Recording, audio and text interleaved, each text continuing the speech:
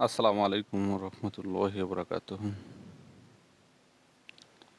প্রতিদিন ইসলাম শিক্ষা, স্বাস্থ্য এবং সংবাদ পরিক্রমা নিয়ে আমাদের চ্যানেলটি সাবস্ক্রাইব করুন এবং ভিডিওগুলো শেয়ার করুন। আজকে আমরা দেখব ভালো খেজুর রাখার উপায় বা খেজুর ভালো করে রাখার উপায়।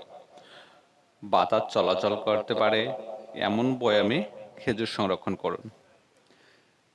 সেক্ষেত্রে কাচের কিংবা প্লাস্টিকের মুখবন্ধ বয়াম বেছে নিতে পারেন। সিল করা যায় এমন প্লাস্টিকের ব্যাগে খেজুর রাখতে পারেন। এতে খেজুর অনেকদিন তাজা থাকবে। সূর্যের আলো, চুলার তাপ,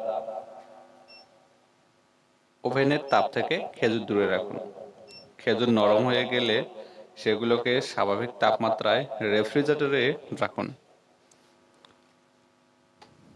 স্বাদ ঠিক রাখতে বেশি দিন না রেখে সেগুলো খেয়ে ফেলুন।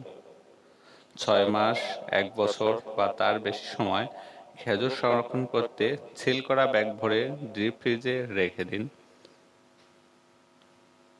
তাহলে আপনার মোটামুটি খেজুরগুলো ভালো থাকবে। এই বিষয়গুলো যদি মেনে চলেন, তাহলে আজকে পর্যন্ত বন্ধুরা প্রতিদিন আমাদের সাথেই থাকুন এবং ভিডিওগুলো দেখতে থাকুন।